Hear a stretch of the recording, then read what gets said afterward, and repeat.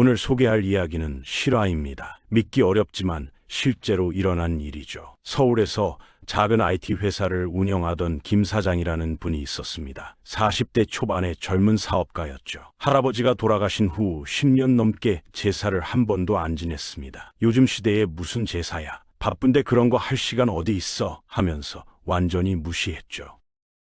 그런데 이상한 일들이 계속 벌어지기 시작했습니다. 3년 동안 공들인 대기업 프로젝트가 계약서 쓰기 직전에 갑자기 무산됐습니다. 투자자가 5억을 투자하기로 했다가 마지막 순간에 마음을 바꿨습니다. 직원들이 이유 없이 퇴사하기 시작했고 회사 자금 상황도 점점 나빠졌죠. 한두 번도 아니고 이런 일이 계속 반복됐습니다. 밤마다 잠을 설치던 김 사장은 결국 어머니를 찾아갔습니다. 어머니는 눈물을 글썽이며 말씀하셨죠. 너희 할아버지가 너 대학 보내려고 평생 모은 돈 다 쓰셨어. 장학금 받았다고 생각했지? 그거 다 할아버지 돈이야. 그런데 돌아가시고 10년이 넘도록 한 번도 제사를 안 지냈잖니. 그 말을 듣고 김 사장은 뭔가 가슴이 무너지는 느낌을 받았다고 합니다. 그날 밤 처음으로 할아버지 영정 앞에 무릎을 꿇고 한참을 울었다고 해요. 그리고 그 해부터 제사를 다시 지내기 시작했습니다. 처음엔 서툴렀습니다. 제사상을 어떻게 차려야 하는지, 절은 몇 번 해야 하는지 하나도 몰랐죠. 어머니께 물어가며 하나하나 배웠습니다. 생전에 할아버지가 좋아하시던 북어국과 더덕구이를 정성껏 준비했습니다. 그런데 신기한 일이 벌어졌습니다. 제사를 지낸 지 한 달쯤 지나서 그동안 연락이 끊겼던 대학 선배한테서 전화가 왔습니다. 내가 새로 맡은 프로젝트가 있는데 네가 딱이야. 3개월 후엔 새로운 투자자가 나타났습니다. 회사 매출이 서서히 오르기 시작했고 직원들 사이 분위기도 좋아졌습니다.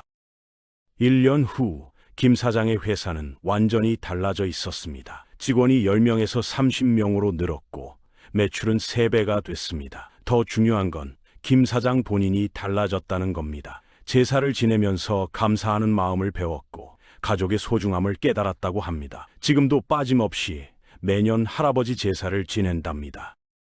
아니면 이런 경우는 어떤가요? 30대 후반의 박 씨라는 여성이 있었습니다. 결혼 8년 차였는데 남편 집안 제사가 너무 싫었대요. 왜 며느리만 새벽부터 일어나서 음식을 만들어야 하지? 이게 무슨 의미가 있나? 매번 제사 때마다 남편이랑 싸웠습니다. 마지못해 참석은 했지만 마음은 항상 불편했죠. 그러던 중 시어머니가 갑자기 돌아가셨습니다. 박 씨는 장례식장에서 처음으로 시어머니의 친구들을 만났습니다. 그분들이 들려주는 이야기에 깜짝 놀랐습니다. 며느리가 결혼 초에 많이 힘들어했을 텐데 어머님이 주변 사람들한테 절대 험담 안 하셨어요. 오히려 며느리 자랑만 하셨죠. 며느리가 좋아하는 음식이 뭔지 물어보시고 명절 때마다 꼭 챙겨주셨어요. 박 씨는 그제야 알았습니다. 시어머니가 자신을 얼마나 배려했는지, 제사 때 며느리 몫의 음식을 항상 미리 준비해 두셨던 것, 아침 일찍 안 나오면 괜찮다 하시던 것, 명절 후에 늘 용돈을 챙겨주시던 것, 다 자신을 아껴서였다는 걸. 첫 기제사를 준비할 때였습니다. 박 씨는 시어머니가 좋아하시던 음식이 뭔지 남편에게 물었습니다. 엄마는 된장찌개랑 가지나물을 좋아하셨어. 박 씨는 유튜브를 보며 된장찌개 끓이는 법을 배웠습니다. 가지나물도 3번이나 만들어 보며 연습했죠. 제사 당일 시어머니 영정 앞에서 박 씨는 처음으로 진심으로 절을 했습니다. 절을 하면서 눈물이 쏟아졌습니다. 어머니, 그동안 제가 너무 몰라봤습니다. 어머니가 얼마나 저를 아끼셨는지 이제야 알았어요. 정말 죄송합니다. 그날 밤 박 씨는 남편 품에서 한참을 울었습니다. 그 후 박 씨의 삶이 변하기 시작했습니다. 남편과의 관계가 놀랍도록 좋아졌습니다. 시댁 식구들과도 편해졌죠. 무엇보다 박 씨 자신의 마음이 편안해졌습니다. 늘 시댁에 대한 불만으로 가득했던 마음이 감사함으로 바뀌었습니다. 더 신기한 건 박 씨가 5년 동안 노력해도 안 됐던 둘째 임신에 성공했다는 겁니다. 제사를 정성껏 지내기 시작한 지 6개월 만이었습니다. 의사도 이건 거의 기적이에요 라고 했다더군요. 지금 박 씨는 2 아이의 엄마가 됐고 1년에 4번 있는 제사를 누구보다 정성껏 준비한답니다. 우연일까요? 미신일까요? 과학적으로 증명할 수는 없습니다. 하지만 이런 이야기들이 정말 많습니다. 제사를 다시 지내기 시작한 후 가족 관계가 좋아졌다는 사람들, 마음의 평화를 찾았다는 사람들, 사업이 잘 풀렸다는 사람들, 건강이 좋아졌다는 사람들까지. 수백 년 동안 우리 조상들이 이어온 데는 분명한 이유가 있습니다. 오늘 이 영상에서는 제사가 정확히 뭔지, 왜 지내야 하는지, 그리고 어떻게 지내는지까지 명확하게 알려드리겠습니다. 특히 제사 꼭 지내야 하나 라고 고민하시는 분들, 어떻게 지내는 건지 모르겠다는 분들, 이 영상이 여러분의 모든 궁금증을 해결해 드릴 겁니다. 끝까지 보시면 제사를 보는 시각이 완전히 달라지실 거예요. 자, 그럼 시작해 볼까요? 먼저 제사가 뭔지부터 명확히 짚고 넘어가겠습니다. 제사는 돌아가신 조상님을 추모하고 예를 갖춰 음식을 올리는 우리 전통 의례입니다. 그냥 음식 차려놓고 절하는 게 아니라 조상님을 정성껏 모시는 하나의 의식이죠. 제사의 역사는 정말 깁니다. 삼국시대부터 시작됐다는 기록이 있고요. 고려시대를 거쳐 조선시대에 유교가 자리 잡으면서 지금 우리가 아는 형태로 완성됐습니다. 거의 1000년이 넘는 세월 동안 이어져 온 거죠. 제사에도 여러 종류가 있습니다. 가장 흔한 게 기제사인데요. 이건 조상님이 돌아가신 날 지내는 제사입니다. 보통 밤 12시에 지내죠. 여러분이 가장 많이 경험하시는 제사가 바로 이겁니다. 그 다음이 차례입니다. 설날, 추석 같은 명절에 지내는 제사예요. 기제사와 다른 점은 낮에 지낸다는 거죠. 그리고 조금 더 간소합니다. 명절 아침에 온 가족이 모여서 하는 그 의식, 바로 차례입니다. 마지막으로 시제가 있습니다. 이건 1년에 한 번 조상님 산소에서 지내는 제사예요.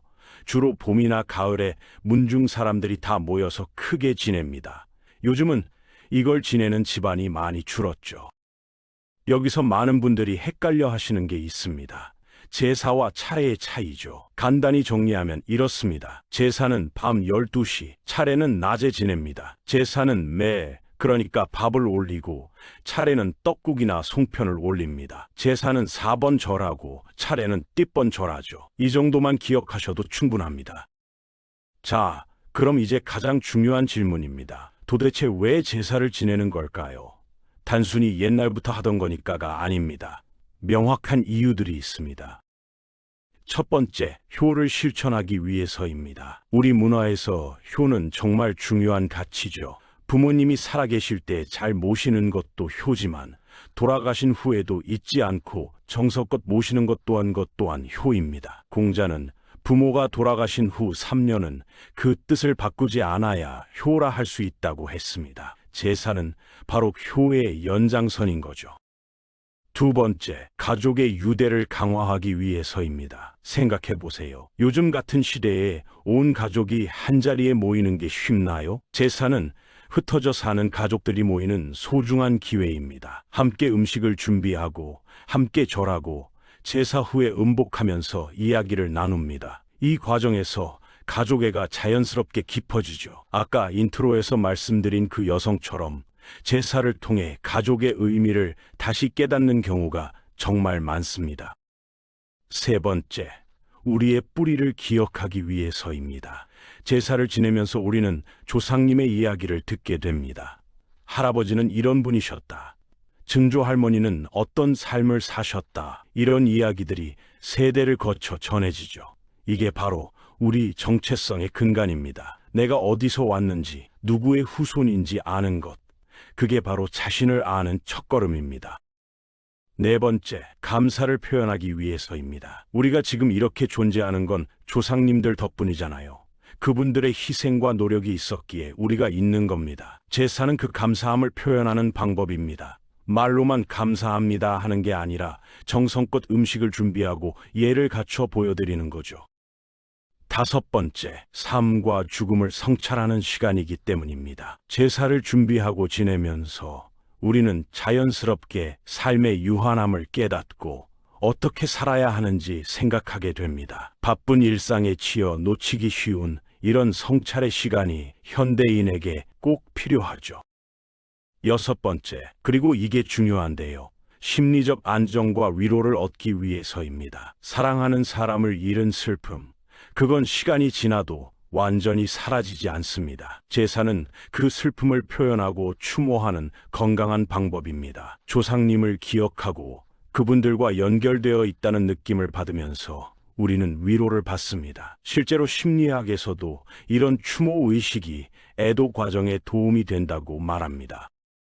그리고 마지막으로, 이건 과학적으로 증명할 수는 없지만 많은 사람들이 경험하는 건데요. 제사를 지내면 마음이 편안해집니다. 뭔가 해야 할 일을 다 했다는 느낌, 조상님께 잘 모셨다는 안도감, 그게 삶에 긍정적인 영향을 미칩니다. 아까 인트로에서 말씀드린 사업가처럼 제사를 지낸 후 일이 잘 풀렸다는 이야기들, 혹시 그게 마음의 평화와 자신감에서 비롯된 건 아닐까요? 그럼 이제 실전입니다. 제사는 어떻게 지내는 걸까요? 처음부터 차근차근 알려드리겠습니다. 먼저 제사 준비부터 시작합니다. 제사 음식은 보통 전날부터 준비하죠. 신이, 그러니까 조상님의 이름을 적은 지방을 준비하고 제사상에 올릴 음식들을 장만합니다. 제사 음식에는 원칙이 있습니다. 첫째, 제철 음식을 사용합니다. 조상님께 가장 신선하고 좋은 것을 드린다는 의미죠. 둘째, 정성껏 만듭니다. 대충 만든 음식은 올리지 않습니다. 셋째, 조상님이 생전에 좋아하시던 음식을 포함합니다. 이게 정말 중요합니다. 할아버지가 북어국을 좋아하셨다면 북어국을 꼭 올리는 거죠. 일반적으로 올리는 음식을 볼까요? 밥, 국, 생선, 고기, 나물, 김치, 과일, 떡, 술입니다. 여기에 전, 탕, 젓 같은 것들이 추가되죠. 집안마다 조금씩 다르긴 합니다. 자, 이제 제사상 차리는 법입니다. 이게 좀 복잡한데요. 차근차근 설명드리겠습니다. 제사상은 5열로 구성됩니다. 조상님 쪽에서 가까운 순서대로 1열, 2열, 3열, 4열, 5열입니다. 1열에는 밥과 국을 놓습니다. 밥은 서쪽, 국은 동쪽이죠. 술잔도 여기 놓습니다. 밥석행동이라고 외우시면 됩니다. 밥은 서쪽, 국은 동쪽. 이 열에는 적과 전을 놓습니다. 적은 꼬챙이에 꿰는 음식이고 전은 부침개류죠. 여기서 중요한 원칙이 어동육서입니다. 생선은 동쪽, 고기는 서쪽에 놓는다는 뜻입니다. 왜 그럴까요? 예전에는 생선이 귀했기 때문에 더 상석인 동쪽에 놓았다고 합니다. 3열에는 탕을 놓습니다. 보통 육탕, 어탕, 소탕 이렇게 세 가지를 올리죠. 육탕은 고기탕, 어탕은 생선탕, 소탕은 두부나 채소로 만든 탕입니다. 4열에는 나물과 김치를 놓습니다. 나물 3가지 정도 올립니다. 숙채, 그러니까 익힌 나물이죠. 5열에는 과일과 과자를 놓습니다. 여기서 조유이시라는 원칙이 있는데요. 왼쪽부터 대추, 밤, 배, 감 순서로 놓는다는 뜻입니다. 홍동백서도 기억하세요. 붉은 과일은 동쪽, 흰 과일은 서쪽입니다. 사과나 홍시 같은 붉은 과일은 동쪽에, 배 같은 흰 과일은 서쪽에 놓는 거죠. 생선을 올릴 때도 규칙이 있습니다. 두동미서, 머리는 동쪽, 꼬리는 서쪽을 향하게 놓습니다. 그리고 생선 배는 조상님 쪽을 향하게 놓죠. 제사상을 다 차렸으면 이제 제사를 지냅니다. 절차는 이렇습니다. 먼저 강신입니다. 조상님을 모시는 절차죠. 제주, 그러니까 제사를 주관하는 사람이 향을 피우고 술을 모사그릇에 3번 나눠 붓습니다. 이때 조상님께서 오시길 청하는 거죠. 다음은 참신입니다. 모든 참석자가 함께 2번 절합니다. 조상님께 인사드리는 겁니다. 그 다음 진찬입니다. 매 뚜껑을 열고 수저를 꽂습니다. 조상님께 식사를 권하는 거죠. 수저는 밥과 국 사이에 놓습니다. 초헌, 아헌, 종헌 순서로 술을 올립니다. 첫 번째, 두 번째, 세 번째 잔이죠. 초헌은 제주가 하고 아헌은 제주의 부인이나 형제가, 종헌은 다른 가족이 합니다. 각 잔을 올릴 때마다 술을 3번 나눠 따르고 절을 합니다. 잔을 향불 위에 3번 돌리는 경우도 있는데 이건 집안마다 다릅니다. 유식입니다. 수저를 고쳐 꽂고 조금 기다립니다. 조상님이 식사하시는 시간이죠. 이때 참석자들은 잠시 몸을 돌리거나 고개를 숙입니다. 보통 2, 3분 정도 기다립니다. 한문입니다. 문을 닫거나 병풍을 칩니다. 요즘은 생략하는 경우도 많습니다. 계문입니다. 다시 문을 엽니다. 이제 조상님이 식사를 마치셨다는 뜻이죠. 사신입니다. 수저를 내리고 제사를 마무리합니다. 모두 함께 2번 절하고 조상님을 배웅합니다. 마지막으로 음복입니다. 제사 음식을 나눠 먹습니다. 이게 정말 중요한데요. 조상님과 함께 식사를 나눈다는 의미가 있습니다. 조상님의 은덕을 받는다는 뜻도 있죠. 온 가족이 모여 제사 음식을 먹으면서 이야기를 나누는 이 시간이 제사의 백미입니다. 하지만 요즘은 많이 변하고 있습니다. 전통 방식을 그대로 따르기 어려운 현대 사회니까요. 그렇다고 제사를 안 지낼 필요는 없습니다. 시대에 맞게 변화하면 되죠. 시간 문제부터 볼까요? 밤 12시에 제사 지내기 힘드신 분들 많으시죠? 출근해야 하고 아이들 재워야 하고 그래서 요즘은 저녁 시간에 지내는 집안도 많습니다. 8시나 9시쯤 주말 낮에 지내는 경우도 있고요. 중요한 건 정확한 시간이 아니라 조상님을 기억하는 마음입니다. 제사 음식도 간소화되고 있습니다. 5열을 다 차리지 않고 3열 정도만 차리는 집안도 많습니다. 조상님이 좋아하시던 음식 위주로 간단히 준비하는 거죠. 꼭 복잡하게 할 필요 없습니다. 정성이 중요하지 음식 가짓수가 중요한 게 아니니까요. 성평등 문제도 있습니다. 전통적으로는 남자들이 제사를 주관하고 여자들은 부엌에서 음식만 준비했죠. 하지만 요즘은 완전히 달라졌습니다. 여성도 제주가 되고 남자들도 함께 음식을 준비합니다. 며느리만 일하는 게 아니라 온 가족이 함께 준비하는 거죠. 이게 맞는 겁니다. 종교 문제도 있습니다. 기독교나 천주교 신자인 경우 제사를 우상 숭배로 보는 경우가 있죠.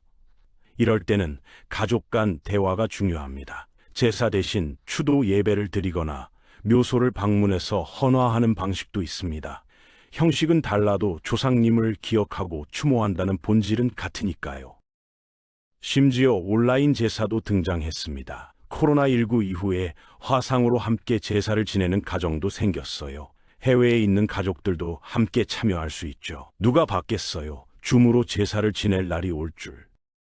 중요한 건 형식이 아니라 마음입니다. 조상님을 기억하고 감사하는 마음, 가족이 함께 모여 그분들을 추모하는 시간, 그게 제사의 본질입니다. 꼭 전통 방식을 고집할 필요 없습니다. 우리 가족 상황에 맞게 우리가 할 수 있는 방식으로 하면 됩니다. 자, 이제 마무리하겠습니다. 오늘 제사에 대해 많은 걸 배우셨죠? 제사는 단순한 옛날 풍습이 아닙니다. 조상님을 기억하고 가족이 모이고 우리의 뿌리를 되새기는 소중한 시간입니다. 그리고 많은 사람들이 경험했듯이 제사를 지내면서 마음의 평화와 위로를 얻을 수 있습니다.